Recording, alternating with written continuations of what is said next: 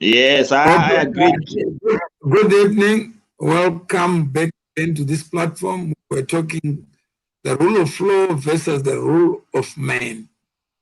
Constitution, way to from here. I think there's a lot of talk in the public domain on constitutionalism, this animal. What is it? What it is not. And if that is the case, that the public at large have interest and appetite to be able to listen to constitutional matters without pointing fingers at the actors. Who are the actors? Some people think the judgment created a cause of action. And some people say no. So we have a divided country, divided nation, divided opinions, expert versus expert, a pedestrian versus a pedestrian, a no-D versus a degreed person. So this afternoon, we are again revisiting it with Mr. Albert Matapo in Sweden, Mr. Tinashe Jonasi in South Africa. Good evening. Evening, Mr. Mawere, and thank you for the opportunity. We all belong to the same group. Is that correct? Yes, sir. 100%. That group is called what? Justice. Is it under the rule of law? Yes. And when we look at corporations, today we're not looking at politics. We looked at the ZANU-PF, Constitution, looked at the MDC narrative. Now we're looking at the corporate matter. You have read the affidavit of Mr. Chinamasa, is that correct? You've both read. Yes. Yes. What are the key constitutional questions that arise from what you have read?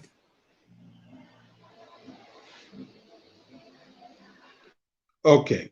Yeah, from my side, the key issues that I can point out at the moment are that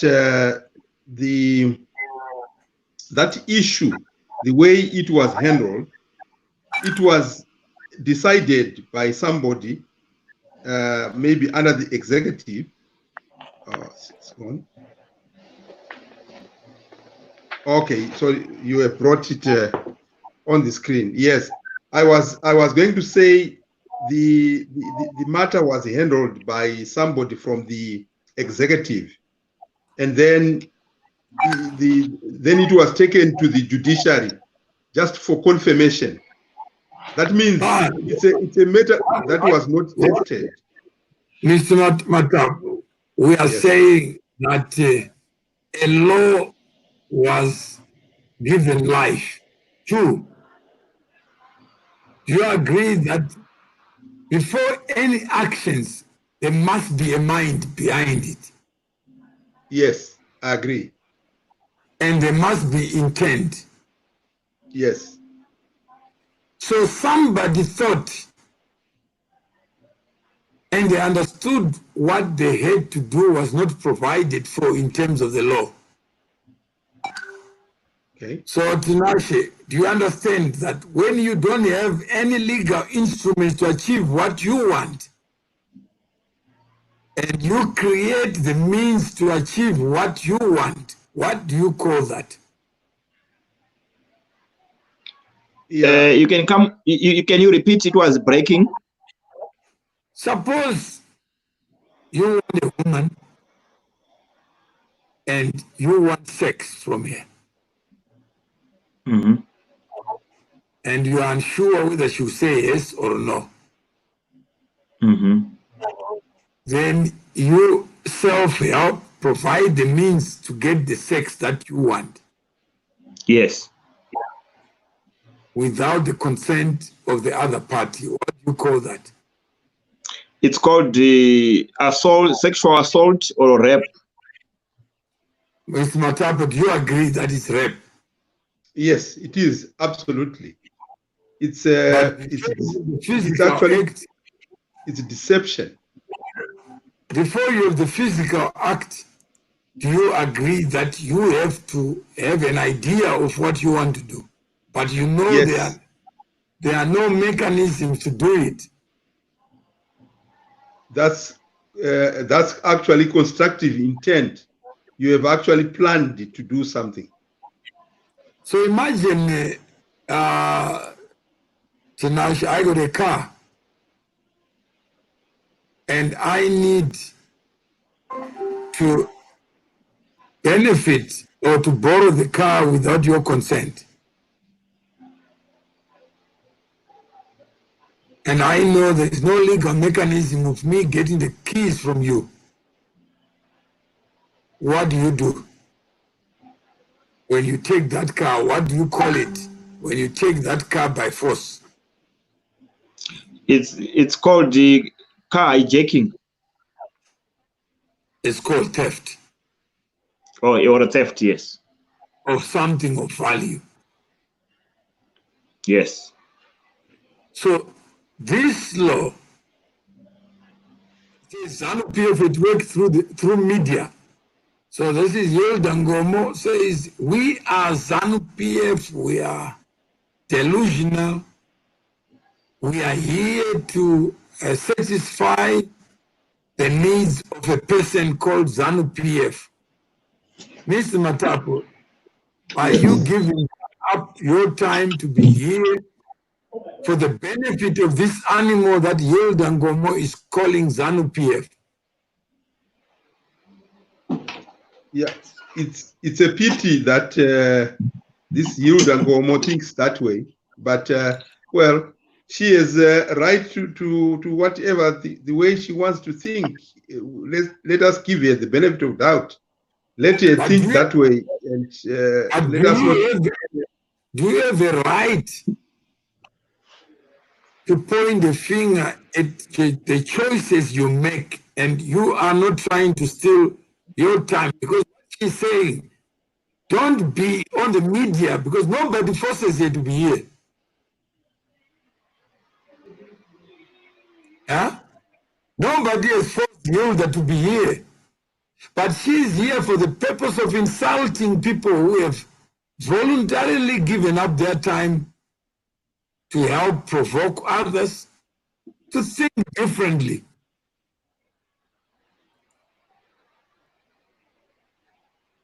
Mr. Mawere saying live this 24/7, Simbarashe, Banganyika. Do you care? Imagine we are all locked down and then Simbarashe asks, what am I doing with my locked down time? Can you imagine, Tinashe? Have you ever heard that? The audacity for somebody to how I use my 24 hours. Yeah, no, Yeah. you know, in our country, people who are abusing state resources, people who are abusing poor people, they are then having their own implants. They are then pay people to be their agents of their evil intentions. No, now you are accusing others of what they are accusing us. You understand? There's no one who's an agent here. I assume Peter Mutisi is the principal. He has asked Yelda Ngomo, can you justify your claim, madam? You can't just accuse or point fingers. And you seek to build a better society. In other societies, people will encourage knowledge building, knowledge sharing. Since when has storytelling been prohibited? Imagine the olden days where people used to go to the public square and start talking. And Hilda says, don't talk, because if you talk, you are ZANU-PF. Huh? Accusations are the fabric of case building. In a constitutional society, yes, make accusations, but show up for them. Don't just make accusations and you are not prepared. Mr. Mauro, be sincere. Are you here to find just or there's hidden agenda? If there's a hidden agenda, tell us it outright. Don't tell me about my hidden agenda when I'm in the public space. Mr. Matapa, are you in the public, Clay? Are you hiding yourself? But this Taurai says, Musoko, it says, be open. How open? If you are sincere, bring this show on equal representation. Show also that is your opposition before seeking opinion. No problem. What should I do? Should I drag people onto the show to insult them? Or we are just having a conversation among the three of us? Is that correct? Is anyone forced? Are you forced to be here? No. No. Mr. Matapa, are you forced to be here, to be part of this agenda? No. Last year says the emotions are overriding. Why do we need emotions on what is factual? If I'm a member of ZANU-PF, where do you go and verify it? Now Matapo, mune party yenyu. If I'm a member of your party, where do you verify? Obviously, in our register. In your member register. Yes. But all these people, they don't want to go to ZANU-PF. They're scared to go to ZANU-PF to say, I want to check all letters of Mawere vis-a-vis your organization. Yeah. They don't want to do that. Hilda will want to insult all of us. But ZANU-PF is a phone call away. Have you ever heard anyone from ZANU-PF claiming Mawere to be a member? Yeah, but do you know that long time ago, a man or a philosopher who was called Socrates was executed because he was doing exactly possibly what you are doing now, because he was preaching and teaching youngsters the functions or the purpose of government. He was actually teaching them to question why governments exist. And I believe that is part of the source of democracy. But he was killed for doing that good job. So that's exactly what is going on today. It's surprising. This is 21st century. This is boring. If it's boring, why do you have to write about it? You can just exit. I don't get the head or tail of this program. This is about civic literacy, rule of law, respect for other people's rights. And if you don't get it, I don't know what is required to get it. This has nothing to do. If you feel this is not for you, we can't get it. I don't know what is required to get it. This is if you feel this is not for you. Somebody is or not? Hello? No, I'm not insulting. What is your choice of selection? And I'm not accusing, but I see clarity. Again, the people who want to be on this program, they've asked for the link. It was shared publicly. Nobody says you must not be on the panel. The people who are here have given up their time. The attached document is not clear. Can you zoom? I don't know how to zoom. I try to zoom. ZANU-PF doesn't want to be questioned. We all know that people disappear. Fine, let them disappear, Lydia. If there's ZANU-PF here, fine, let them disappear. Nobody has caused anyone to listen or to watch. It's wrong for us to force people. But it would be another thing to say ZANU-PF is here when it's not here. Let's respect those who join ZANU-PF. They are human beings like you and me. Constitutionalism demands that we respect other people's choices. Update us on Shabani. Mr. M, when are you going to bring it back to its former glory. Again, blessing. That's what we're trying to talk about. To see what happened on Shabani, it can happen to you. And it looks like over the last 16 years, blessing, what happened? You don't know that there's a law that exists, that was passed by human beings like you and me, that has caused Shabani to be a ruin. So, blessing, that's what we are talking about. You may not find it in the media in the manner in which you are talking, because people are fixated on which party you are and you belong to, and before you can say anything. So that is the challenge we have. It doesn't mean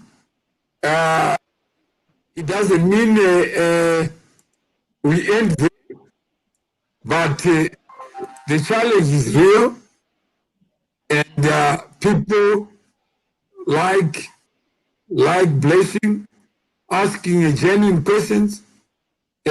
question, and we need to find a way to answer it. Let's see, one foot Papa noise. It was background. Yeah, now it looks quiet. Yeah. Okay. So right, can we go? Good afternoon. Good afternoon, everybody. Well, there's always the challenge. Okay, whatever man touches, there's bound to be room for improvement. And that's a very important premise to start off from. If you go down in history, you always realize that what man has done right from the beginning has always been refined over the years. So, yes, we don't start off from the best of positions, but a good system is one that allows improvement. And when we come out and talk I'm about not sure. I don't follow. I'm battling to understand the relevant improvements to the diversion that was held and almost diversion. That this is a show for ZANU PF. Either it is or it's not.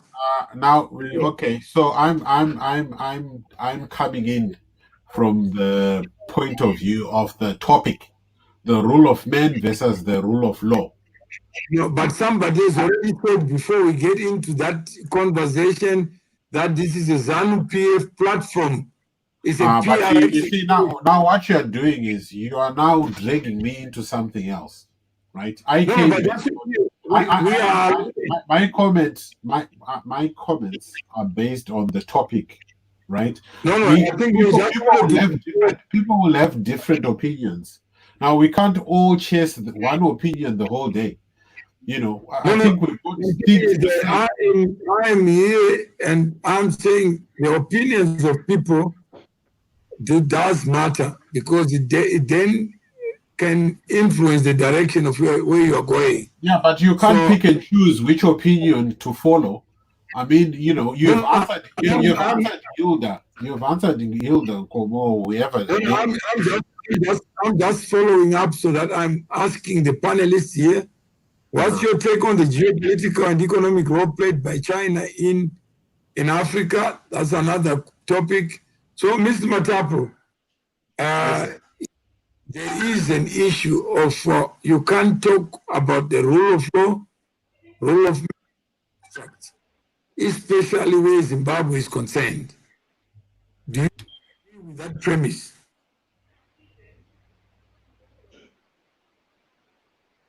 So is this now the rule of Mawere? You have just cut me off from my contribution.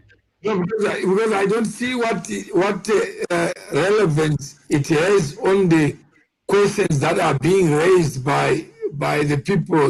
Because if it's a platform that you want to start, you can start it and take it where you want to go. But I thought the best way is to deal with the comments as they arise, so that we can get into the subject. But this is very interesting, because you've put a topic of discussion, and now you're now imposing a new topic on top of a topic that is there to be discussed, which is quite interesting, because the topic is the rule of law versus the rule of men. Now you are imposing your own rules where there is a set of instructions to say we are talking about the rule of law versus the rule of men. Okay, maybe you can add your insight there. Oh dear. Come again, Mr. Mawere, what are you saying? You can add your insight. If you start a journey and you are misunderstood, would you proceed without dealing with that misunderstanding? I think it's very important to clarify the misunderstanding first, so that And we can all move. We can all move into one direction. And Mr. Matapu? Yes, I think it's okay. But otherwise, but sometimes we should not waste time on we are like a train moving. I'm sure you have always said that when a train is moving and dogs are barking around, it doesn't stop. So let's just move on with our our today's agenda and talk about it and move. Part of the rule of law involves literacy, civics literacy. Yes, but we can make it a topic on some other day, because people are waiting to hear what we are going to talk about today. So let's get into our today's topic and move. I'm saying if it's a conversation, Mr. Matapo. Yes, sir. And we don't have an agenda except to have a conversation or matters that arise that deal with intolerance, which is part of the rule of law. Yes. That I come into your house, I tell you what to do, or I respect your house, and I say, let me fasten my seat belts, allow the players to play the game. If I want to play, I play. But how do you have order and structure when other people see the game as something prejudicial to them? Just a conversation can threaten others. Yes, that's very true. That's very important to address it. But since it's only maybe one or two people, there are so many people who are misguided. Let us, because there are some people who are genuine, who want to hear exactly what we are going to talk about. So if we can get into the main topic and start moving on for the benefit of those who are listening. Let me just get in there and comment. I think this is quite interesting because I believe, before we even talk about governments, this whole issue starts with us, the individuals, at the personal level. How I behave towards others as an individual, let alone how I then behave or how we then behave as a party or as an organization, in society. Now, at this level, as a community, as we are here, if we are unable to uphold a structure or a direction that has been put to guide us, and I'm talking about a topic, so we have a topic to guide us, right? If we're unable to do that and then get into something else based on a view that has not been agreed on, then this is a typical example of how things disintegrate on a bigger forum like government. Because this is the reason why people ignore the Constitution, and because they are following their own personal agendas. If we stick to what the rules are, then we should be fine. Yeah, let me just also preface that I agree with you. Let's have a show that you plan and there is order to it. The one that we have, because people think that I have chosen Mr. Matapu, Tinashe, and there is some conspiracy in it. So that we have come here with an agenda. Who's saying that? What people? The thing is, I'm addressing a broader societal problem. And this is part of literacy, that sometimes we come on shows, we never take heed of that. because we never, I don't know, on Tinashe, did we have a plan that we are going to have the first minutes, we do this or we do that, Mr. Matapo? No. So, what was the significance of the topic then? The topic was that, in fact, it was to speak to this kind of lawlessness that you are also alluding to, that you would come here thinking that we have order when we don't have order. So part of constitutionalism is to organize ourselves. And when we organize ourselves, then we have topics that we all need. And then we can then work together towards a defined objective. So right now, we're just trying to provoke people to come together so that we can get more organized and speak to what you're saying. Okay. If you had written that, I would have understood, and maybe I wouldn't have wasted time, arguing on that. I think maybe it's good that you raised it so that we clarify it, so that anyone who is out there who thinks there's an agenda, there's when we talk about rule of man, we mean Chamisa. When we talk about rule of law, we mean ZANU-PF. We can disabuse them of that, so that we can begin to talk about issues, not about the personalities in the issues. So there are far too many people with vested interest in the topic. So when you say rule of law, for a dictator, you say you want to unseat me, that's treason. Yeah, no, I understand. I was looking at a document that you had put there, and I thought it was actually no into it. But obviously, when people come in, let's respect them.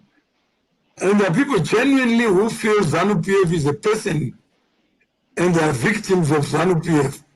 So, and you can't take that away from people. And then we sit here and assume that we are talking about concepts, ideas, when other people have real life experiences. And all they're saying is this platform must be used to demonize that person called ZANU-PF. And that's a point. So, Mr. Philip, good evening. Mr. Sibanda, are you there? Is he not muted?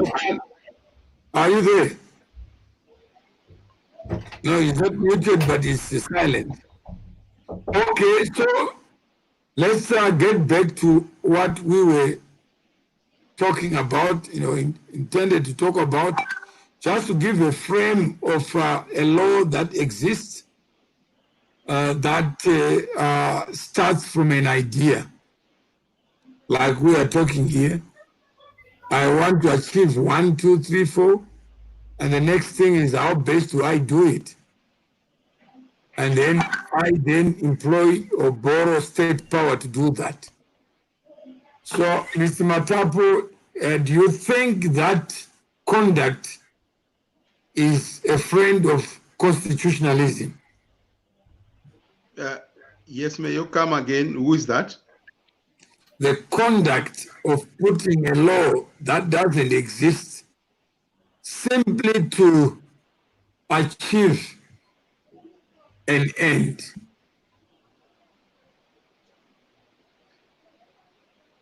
You said the conduct what? Unfortunately, my phone, the volume has just gone down. I can hear very. The conduct of creating a law that doesn't exist simply to achieve a certain defined objective. Yeah, that's absolutely, ultra vires.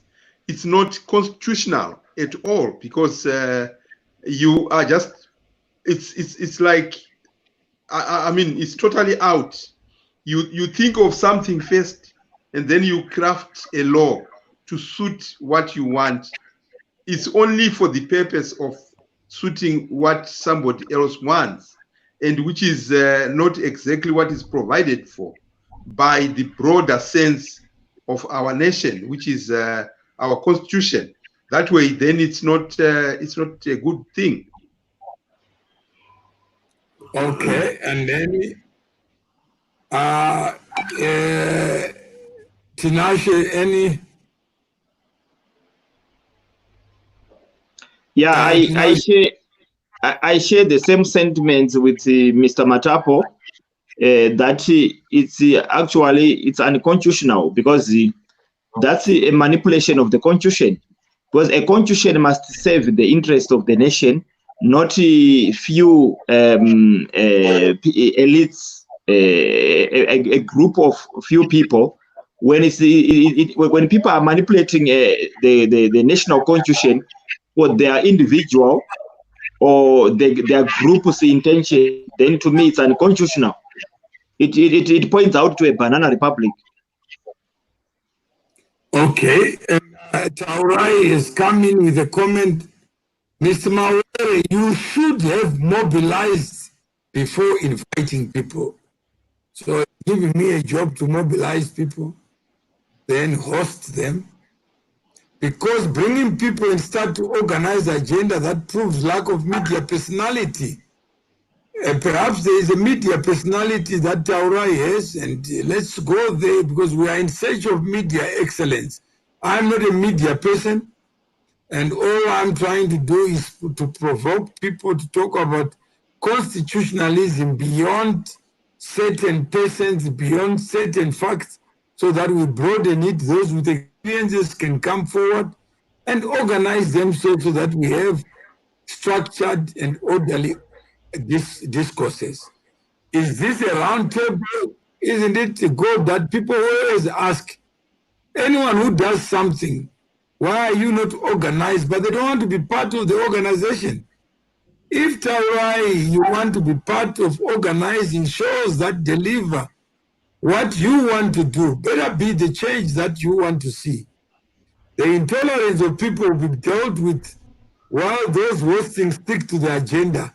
What if the agenda is just to provoke you, and what you are coming up with actually is what we intend, so that you can be part of the organization for change without attributing any motive to anyone? Because the people who came here, they wanted to talk, we could have spoken outside this in a private online room, like many others are doing. We don't have to be in the public if we don't want you to participate.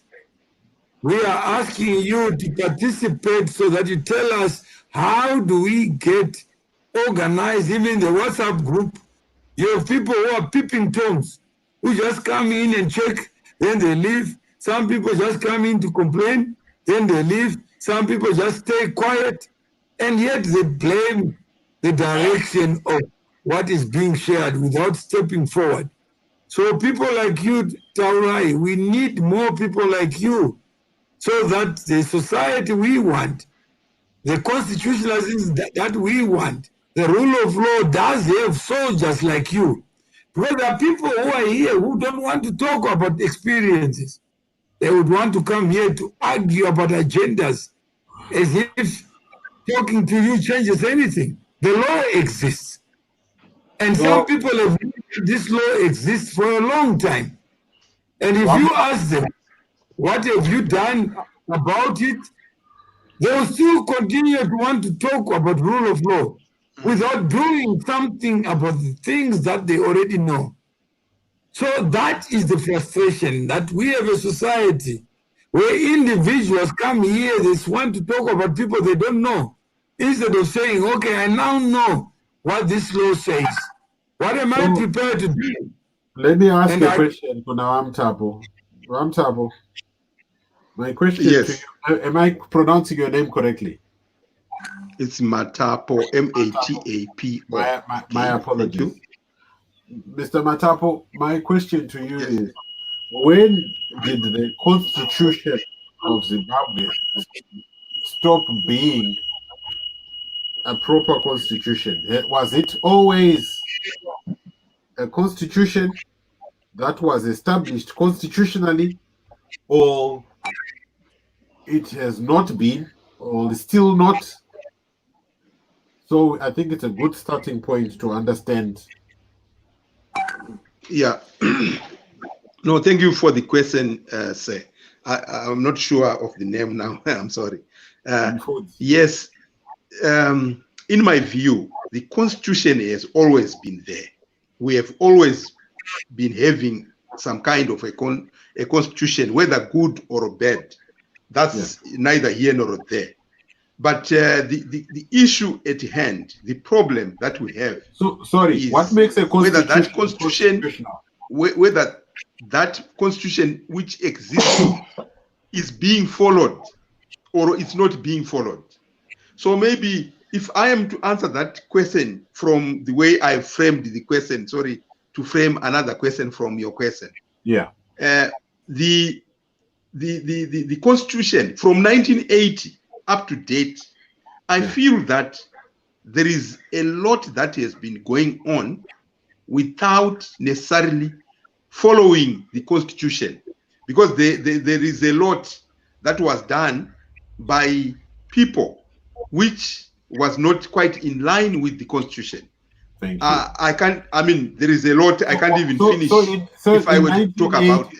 In 1980, when we got this Constitution, was it constitutionally established? What makes a constitution? I think you can have we're going to have a discussion on this document on the Reconstruction Act. Constitution does not make it constitutional.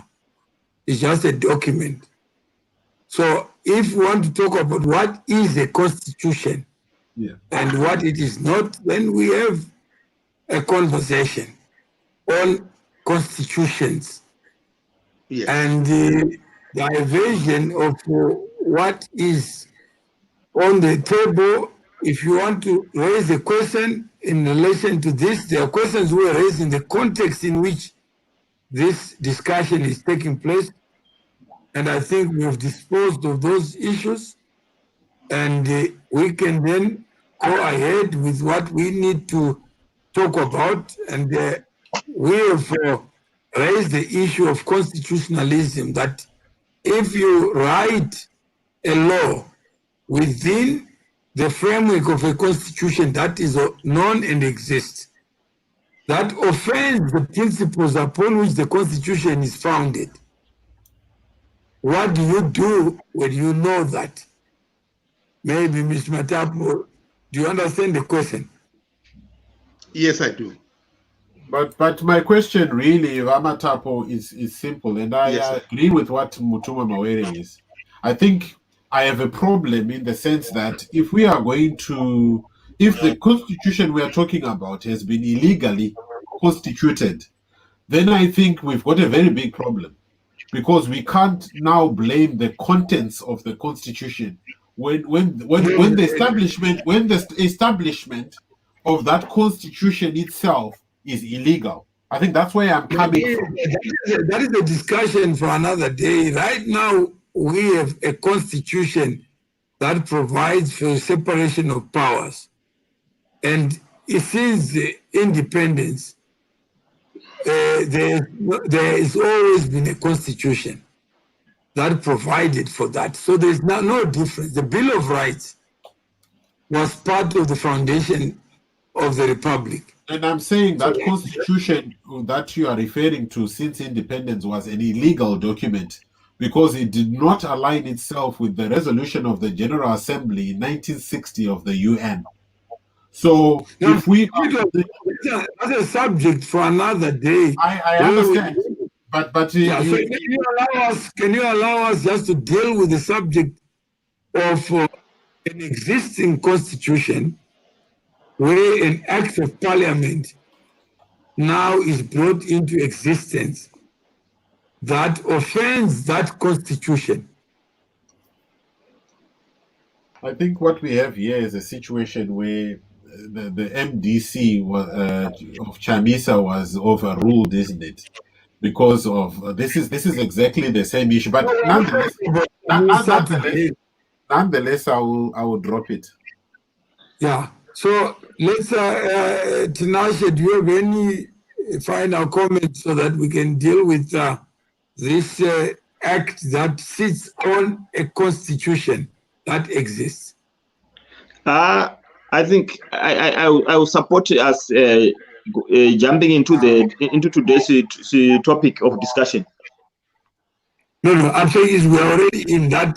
But what we're talking about is the existence of an act that offends the Constitution. Okay. And yeah, so in this case, there is a Constitution. Yeah. And your president, and you take an oath, judges take an oath to protect and defend the Constitution. Yeah. Having taken the oath, you find a law that offends the principles upon which the Constitution is founded. What would you make of that? Okay. The Constitution of Zimbabwe has been always a document to serve the interests of the ruling elite, the executive, the president, and the ministers. The executive has always been disregarding the Constitution. This act, because the Companies Act is clear, it protects it protects the business owner, the creditors. And then we have got the Reconstruction Act, which comes again and dissolves the rights in the Companies Act. It overrides the Companies Act, and it seeks to take away the rights of the company, or the company shareholders or company owners, because if the Minister of Justice just writes to the High Court to say this company, I think, is failing, it must be put under judicial administration. That it's based on his opinion, and then his opinion is taken as lawful, and the shareholders, they don't have a right. And to me, it then creates a scenario where politics run the business instead of the business to be run by the Companies Act. All right, and Mr. Matapo, any comment on that? Yes, my comment on the Reconstruction Act is that as far as it was designed, I don't think it had anything to do with the Constitution, because the Constitution already provides a law for the Companies Act to exist and administer companies. And then to come up with this Reconstruction Act, it's something that is overriding what is already in the Constitution. And that Reconstruction Act, I don't see it being provided for in the Constitution, which is other than what is already provided for under the Companies Act.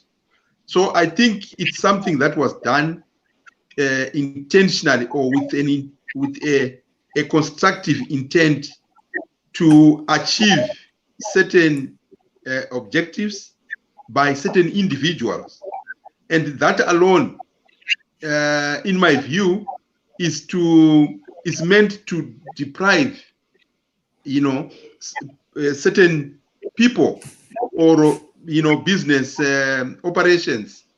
Because you see, if somebody then just simply comes and say no, because they can make a decision before they even go to court, and then they make a decision, then they simply go to court to confirm So the court here has not done anything. It's done by, so it's the executive, doing everything. There is no separation of powers whatsoever, because it's just the executive that has done it. The courts have just been used to rubber stamp what has been decided for and what has not been tested by the courts. The courts are there to test every issue and make sure that they bring the different parties. So this Reconstruction Act, as long as it does not provide for a case or a matter to be tested in court with all parties present defending themselves, then it's outside, it's ultra vires, it's unconstitutional in my view. Okay, so when you look at Act of Parliament having existence and being operational in a constitutional state, do you see yourself having a problem with an executive that upholds a law that offends the very document upon which the republic is founded? Yes, obviously. Obviously, it's an act of parliament that is that contradicts the supreme law of the land, that is not aligned to the supreme law of the land.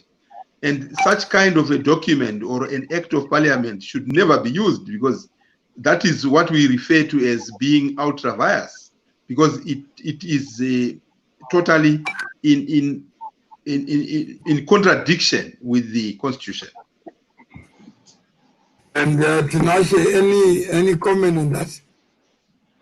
Yeah, my comment is in this equation, the parliament, okay, in the very beginning, when the act is enacted, the executive sits down in Zimbabwe, and then whatever they finalize is the law, because the 2/3 majority that they control in parliament, they rubber stamp any bill which comes from the executive.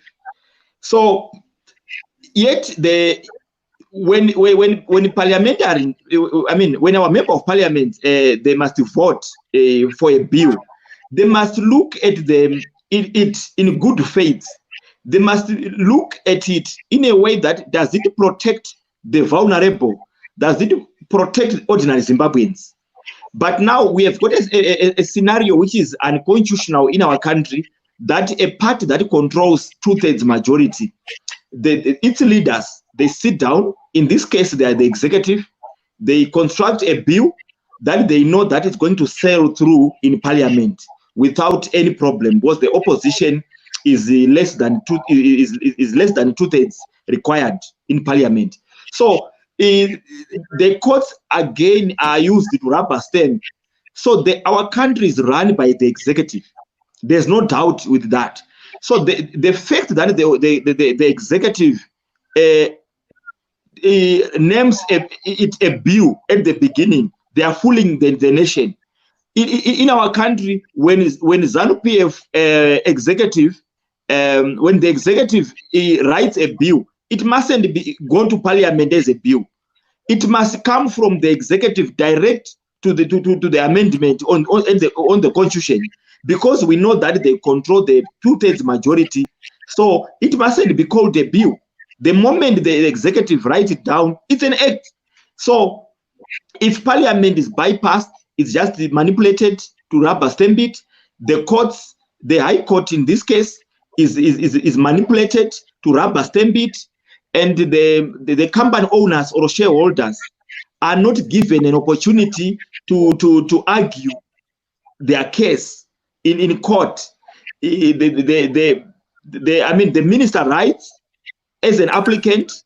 There's no defendants in the case. It shows that the country is run on opinions. The country is run on how close you are to politics. That's why our country is lacking development, because companies are run on politics. Politics runs the day, and we can't produce our GDP. Our GDP as a country doesn't double or triple on politics, slogans and comradeship and whatever. Our GDP must be better because of the Companies Act. A government must enable, must have a political will for business to thrive. Policies, laws, acts of parliament or constitution must enable. When they say this slogan, that Emerson Mnangagwa says what, I'm forgetting the slogan, Zimbabwe is open for business. Zimbabwe is open for business. It's a nice slogan, but the policies on the ground, especially the Reconstruction Act, it's directly an opposite of Zimbabwe. It actually screams Zimbabwe is closed for business. So it's a sad act that cripples the economy of the country, because it puts a red tape, it's a bureaucracy, and it makes every company owner to worship the executive so that your business can survive.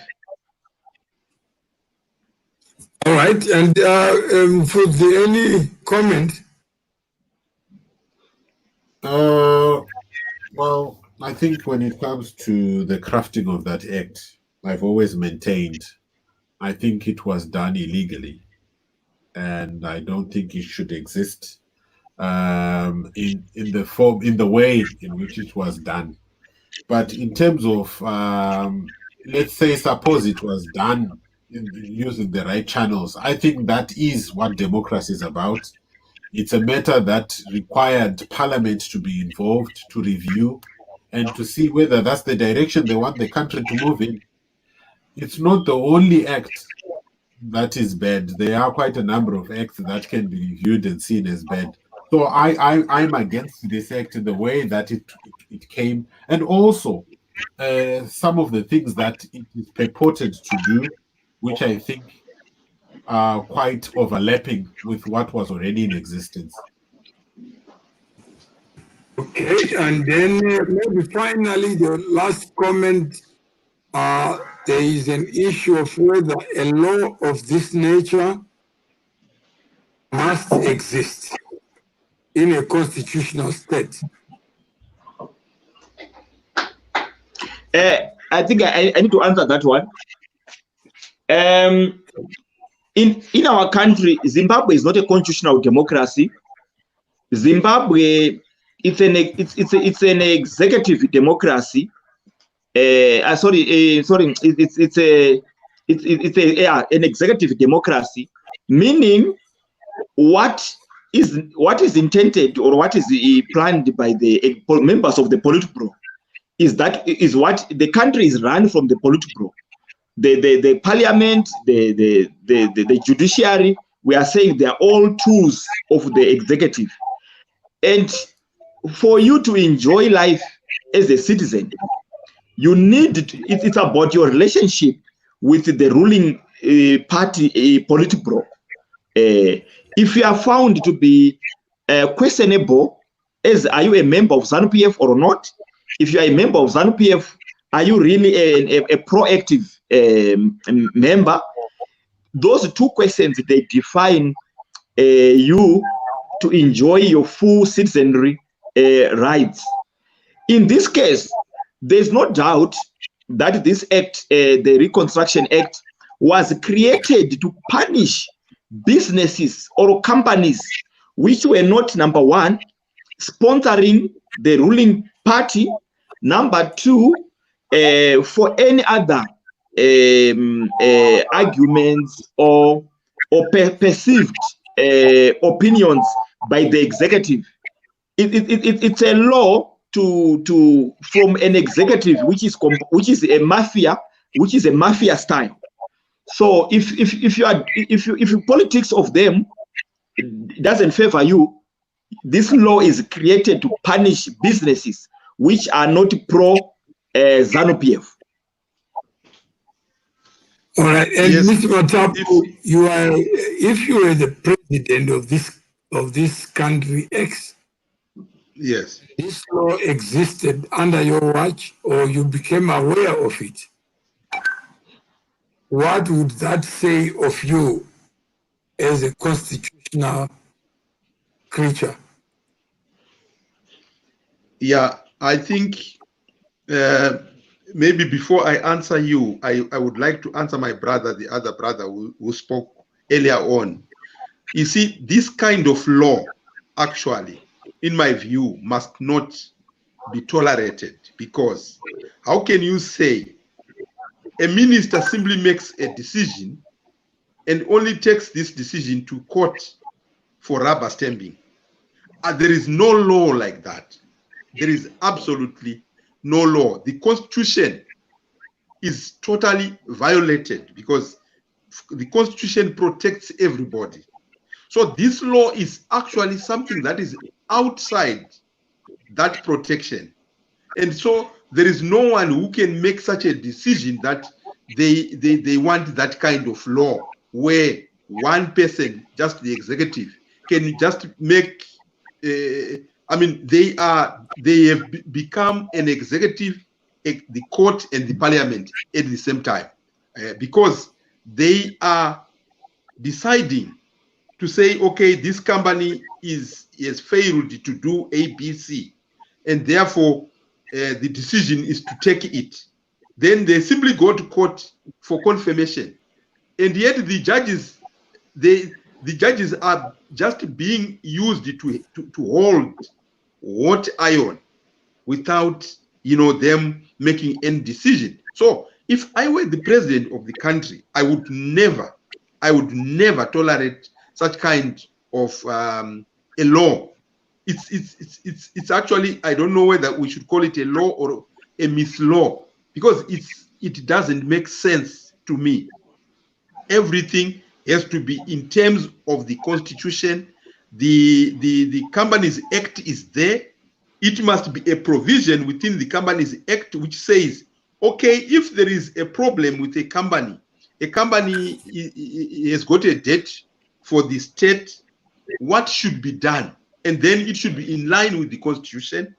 If it means there is need for somebody else to come and manage it, but then it should be the shareholders or owners of the company should contest and say, no, the reason why we are trading so lowly, or we have a debt for the state or whoever, is because of reasons 1, 2, 3, 4. And this is our plan. We plan to do this and that. So I think if I were the president, I would not tolerate that. I would not agree to such kind of a law to exist. Thank you. Okay, so I think there's a lot that can be discussed, ideas, insights, and just the knowledge that you are sharing or you have shared. There are people who tolerate 1% poison in water, and there are other people who may have zero tolerance. And on a scale of 1 to 10, somebody may say, I have no problem with the law. It's the manner in which the poison was put in the water. And some may say, never put poison in water. And I hear Mr. Matapu to be saying, if you are the president, you will have zero tolerance of anything that is unconstitutional. Yes. Whereas Mufudi is saying, I can live with it, provided procedurally it's done well. And what is wrong? I'm aware. What we call democracy is exactly that, isn't it? When you follow your constitution and the people decide through your representatives in parliament, that is what we call democracy. Whether you like it or not, okay? as long as that process has been carried out the right way, I'm okay with it, because that is what we say we are following, isn't it? Like I said, No. there What, are so what many. Mr. Makaba is Let saying me is, finish. Let me finish. When we look at the laws of Zimbabwe at the moment, there are so many laws that a lot of people will not agree with. Okay, and that's all right, because we know that's what happens. But as long as those laws were crafted and brought in the right way, then we have to live with that. That is my point. then Tinashe, what Mfuzi is saying is that rule by law is okay. That any law that passes the procedural aspects, irrespective of its implication on the Constitution, if the constitutionalism is a test in your republic, he's saying no, anything that is the majority must be law. But in the same constitution, there is a provision. I can answer that. All right. I agree with him on my first part. I agree with him that when a bill goes through the lawful procedures, that is going to Parliament, and then the majority votes for it into an act of, an act of Parliament, and then an act to the added to the Constitution of Zimbabwe. I agree. That is democracy. Number two, in this case, we have got an act in the Constitution of Zimbabwe, which is the Companies Act. This act is additional. Instead of it to support the Companies Act, it seeks to override the Companies Act. That means it's an act put in other countries which have got a constitutional democracy. This is what we term a constitutional crisis.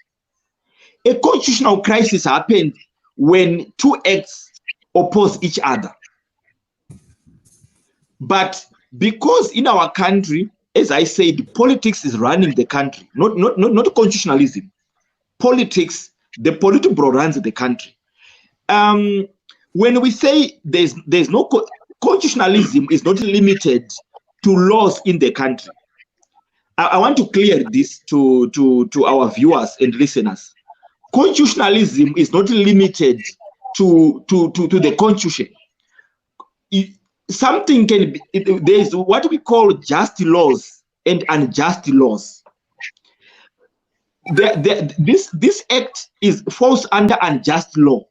When a country is called dictatorship government, military rule government, every government in the world, even in China, where the citizens are manipulated, like in Zimbabwe, because Zimbabwe is run like China, where citizens they must keep quiet. Even in China, the human rights abuses in China are through the Constitution. During the Smith regime, racism, tribalism was constitutional. There were places that a black person is not allowed. I think First Street was one of the streets that we were not allowed to be found in. It was in black and white, and their parliament, because it was the white people, the 2/3 majority passed it into law. So a law, an act which is in parliament can be classified as unjust. When ZANU-PF or when freedom fighters like Robert Mugabe went into the war of liberation together with our respectful war veterans, they were fighting unjust laws. A revolution is started to fight unjust laws which were passed procedurally through the parliament. So when people, you're absolutely right there, Mr. Tinashe, and I also pointed that out when I said if we even look at our constitution, all our laws at the moment, there are things that a lot of people in Zimbabwe might not like, but they are there. So it brings me back to what I was saying when we started this whole conversation, when I said it's a process. When you have something that man puts in place, there's always room for improvement. And if you have a system that does not allow that room for improvement, then we've got a big problem. But if you've got a process that allows reviews and platforms for people to give feedback, to change, then that is part of the process of our growth as human beings. Okay, so Tinashe, on a scale of 1 to 10, Yes, sir. if you were a president, Yeah. do you preside over a law of this nature? Yes. 0 being no, completely. 1 being I may be persuaded all the way to 10. I would say 0, because in the modern, you don't have to say because that's where you stand. Mr. Matapo? Okay. Yes, I would also say 0. But in addition, I just wanted to make a certain contribution. Can I go ahead? Okay. Before you make the contribution, we have to give Tinashe the room to make a contribution before you. All I wanted is voting. And Mufuzi, 0 to 10? Yeah, 0. 0. Okay, so we are all agreed that is 0. Then let's just deal with what Mr. Mavinga, who has assisted us. He said there's a difference between constitutionality and constitutionalism. I wanted just to make a comment before he comes in. Oh, okay, thanks. Yes, I was going to say this Reconstruction Act does not qualify or does not pass the test of constitutionalism and also constitutionality. Both, it does not pass the test of constitutionalism and constitutionality, because one, that act itself, because it's not in line with the Constitution, so the practice is not in line with the Constitution because it is not provided for by our Constitution. So it fails the test of constitutionalism, and also the fact that it is not the quality, its quality, where the minister makes a decision alone. It means it is not in terms of the quality of being in accordance with what the people want. I mean, what the general practice where all parties are brought to discuss or to defend themselves is not there. So it does not pass the quality of being in accordance with what the Constitution says. So it does not pass both tests, constitutionalism and constitutionality. Thank you. And Tinashe, I wanted to say something before I cut you there. Okay, yeah. I wanted to say a successful president in the modern society must be someone who runs the business side of life, because the people want jobs, people want a working government, they want a working healthcare. I mean, so unfortunately, with our counterparts in ZANU-PF, the entitlement that we went to war, we brought this country. We are now all being held at ransom because some people think a revolution is not.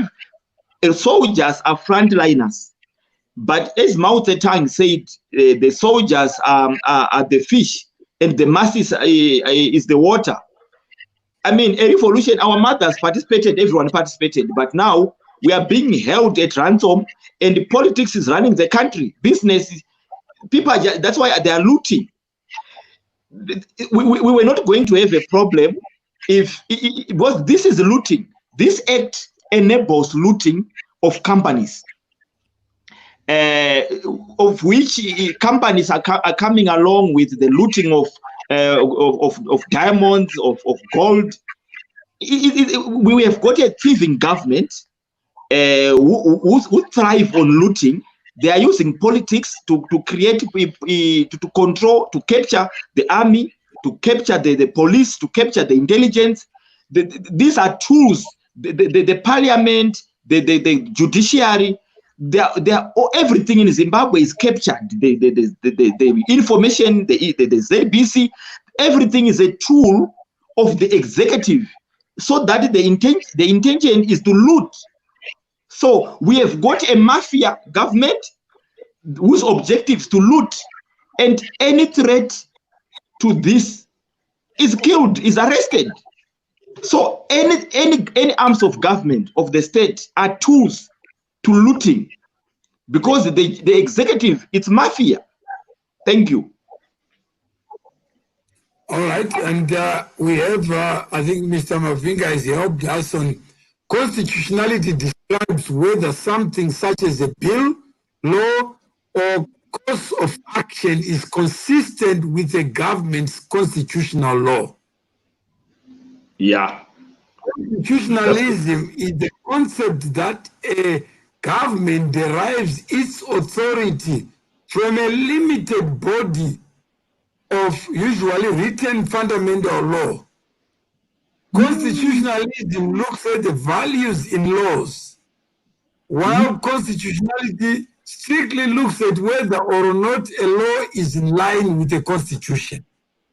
Yeah. Okay. When to quote Dr. Alex Magaisa, writing in 2005, the government ought to observe its limitations and address constitutional values as defined by the sovereigns, by the people. Whereas simple adherence to constitutionality might give comfort to the government that it is right because it is acting in accordance with the Constitution. It does not mean that its actions are legitimate if they violate the spirit of constitutionalism. In turn, the very basis of legitimate government is undermined.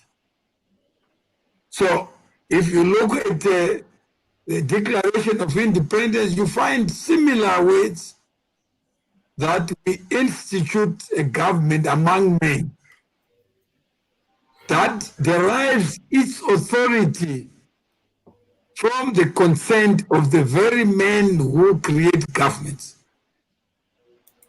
But well, the problem there, Mawere, is we've got all the tools that should, take care of that. But the problem is with us, the people. So we've got legislators. This is why we elect them, and this is why they're supposed to be. This is their job, to make sure that the government is held accountable, right? So if they are not doing their job, then we have a problem. And I know someone will say, well, it's a problem if you've got one party that's got a majority in the parliament. Okay, I get that. But what we absolutely don't see in our parliament is discussions of this nature. Even if there's one party with a majority, the opposition itself does not bring up discussions of this nature. So these are the kind of discussions we would expect happening, so that everybody can absolutely see that we are being represented by different sections of society that's got different points of views that are representative of how we feel and what we want. so I think we got that, and if we don't have people who contribute, like today I learned something about the difference between constitutionalism and constitutionality. And I don't know that Tinashe, you learned something today. Yeah, I think the first one is also the marked difference between constitutionality and constitutionalism. Yeah, and also I'm saying, yeah, I think all the contributions from the comments, I have learned a lot from the comments. When people hear that we are going to discuss about constitutionalism and rule of law, they naturally think that their favorite politician or their favorite political organization is under attack by looking at the panelists on the on the forum. We are a very polarized political landscape. So people work on opinions. We in a polarized political landscape, opinions carries the day, not facts. I think I've learned that as a nation, we need to drive away from opinions to facts. So, Mr. Matapo, do you feel that, as Mr. Mfuzu said, that it's important that we have conversations of this nature? We may disagree without being disagreeable. Yes, I actually wanted to make a comment on that, I totally agree with him. He has raised a very fundamental point that such kind of discussions should be done, should be held in parliament, instead of people wasting time fighting and making jokes and like as if they have nothing to do. They should be talking about all these things and say, okay, let's look at, something like that. If they could be coming up with such kind of debates, I'm not sure how the parliament is set up in terms of how they bring in topics to discuss. But I think I agree with my other comrade who has said it's very important to talk about these things. And that's exactly what I think also. Because there is no time to waste. Time is money. We should be, building our nation, thinking about progress. What is wrong is wrong. Let us learn to be tolerant to each other. One, let us learn to call a spade a spade. What is wrong is wrong. What is right is right. And then we move on. You see, people avoid to point out wrong things simply because they support someone else. Maybe if Mnangagwa has done something wrong, his supporters, they don't want to point out. They take sides simply because they belong to him. That is very wrong, and I only find it in Africa. If you come here in Europe or you go to America, people, when a leader has made a mistake, they simply say you have made a mistake and they stick to it. So what about us? This is why we are being slowly colonized by the Chinese. It is because we are not united and we don't even know what we want. I can say this. So it's time that people should come to know what they want. What exactly do we want? A lot of people don't even understand what this constitution is. They don't, because if they do know that by violating a constitution, you are disadvantaging a certain section of the community, which is not fair, even if you disadvantage one person. But why have you done that?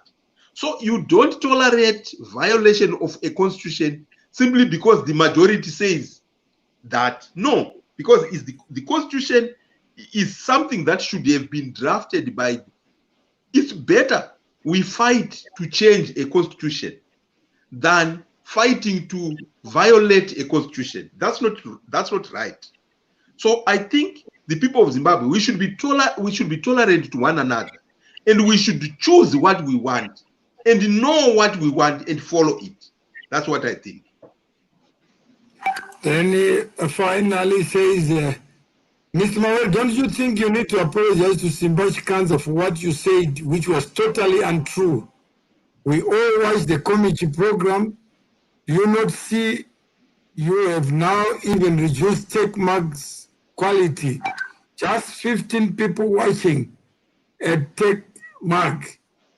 Okay, I'm not sure what the apology is, but I did speak to Simba, and we agreed with Simba that we need to use the media for good. We don't need to use the media to have following. If there are important issues, Simba is not an MDC person. That's what he said to me. So if we have, if you want to see, you may not, we are not fighting.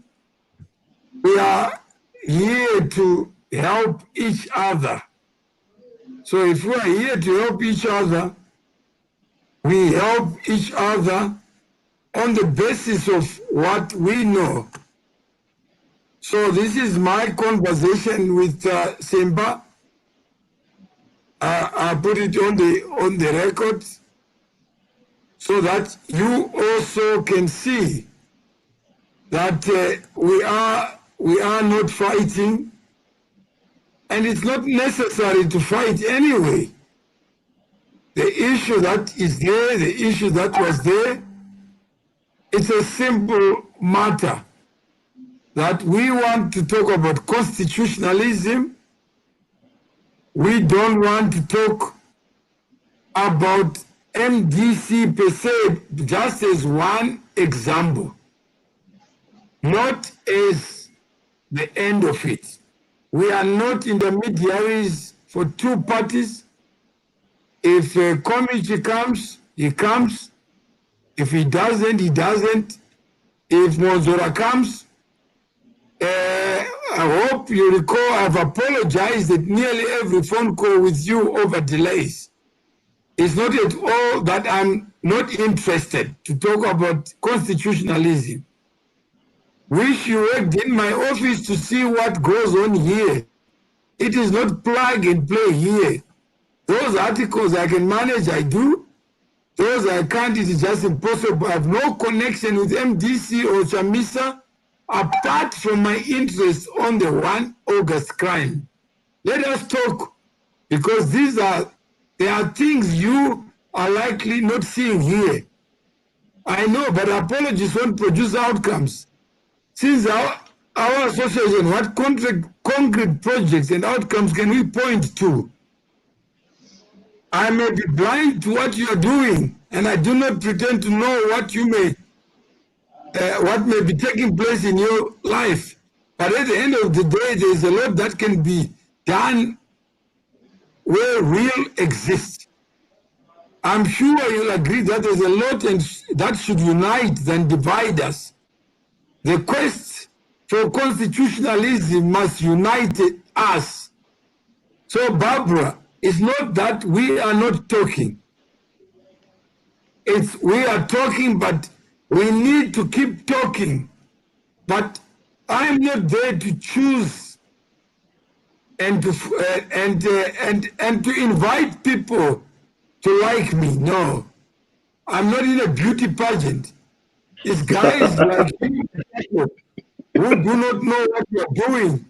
Not us young generation, not to say, all we know is you elders have been fighting one another instead of focusing on what's important, which is getting our country back from the hands of these war heroes as young people. To not go on ahead. But guys, come on. That's useless. That's what we are saying. They were saying Section 7 of the Zimbabwe Constitution, the state must provide public awareness of the Constitution, in particular, translating it into all officially recognized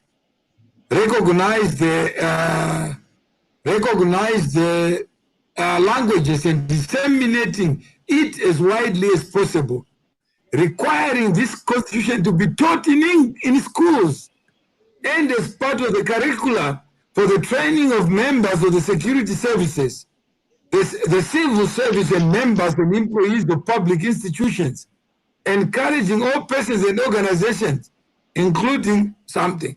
Simba thinks Chamisa is the Messiah of Zimbabwe. Barbara is the MDC Alliance activist. I didn't want to participate in any discussion that would then lead us to be divided over what matters. As I close, I'm reminded by what they were saying. Mavinga. He says, constitutionalism looks at the values in the laws, the spirit in the laws, the morality in the laws. It doesn't look at Chamisa, Mnangagwa, or anything. It must look at the values in the laws. Are we prepared to look in the values, or we are prepared to chase followers so that people may follow us, and then we say we are good?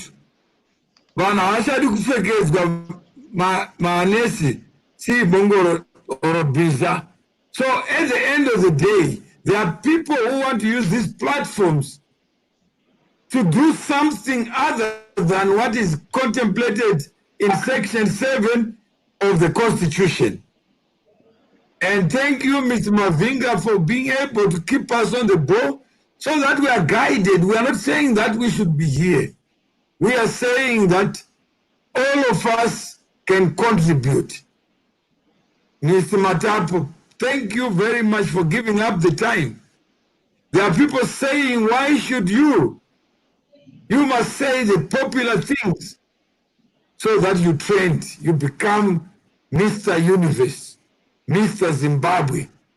You become a pop star. Tinashe, sorry for reducing your numbers. But whatever we have done is recorded. Hopefully future generations will pick up the content, use it. Next time, no, we are learning quite a lot, Henry says, but Barbara says differently. Barbara is saying this is a platform to apologize, to say, Simba, can we allow the people to speak for themselves without us being on the other side of the argument? I don't have argument with anybody. Next time, bring Dewa on your platform. We need to understand the issue of sanctions. Propaganda for America. That will be another topic if he agrees. But if he agrees, that's fine.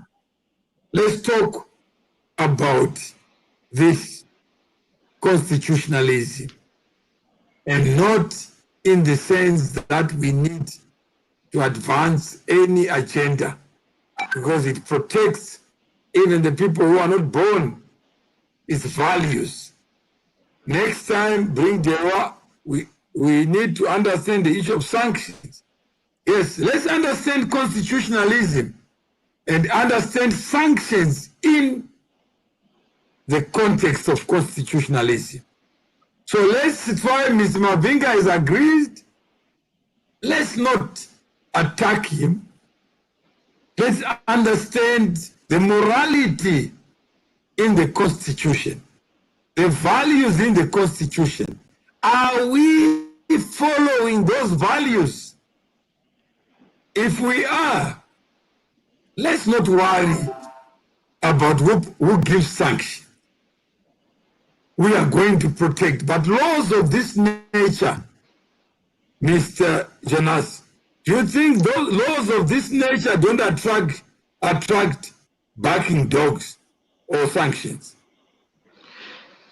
Laws of this nature, sanctions is actually a small subject matter. Laws of this nature, they attract a revolution. Laws of this nature, they attract regime change.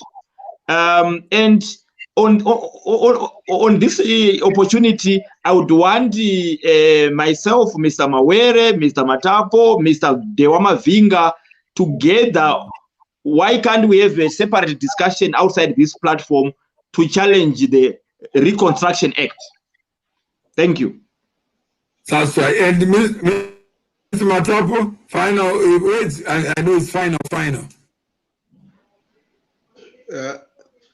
Yes, I think laws of this nature, they are not fair to the people, and therefore they end up impoverishing the general populace.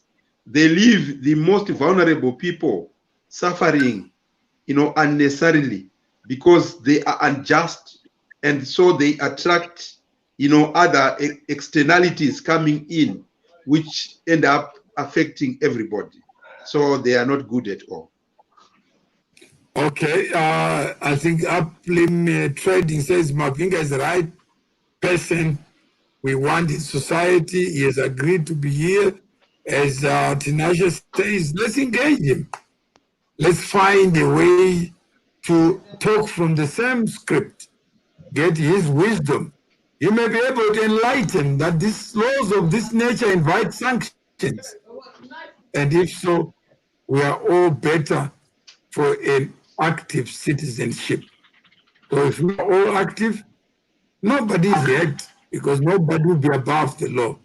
We'll all be below it. So thank you very much. Thank you so much. Thank you so much.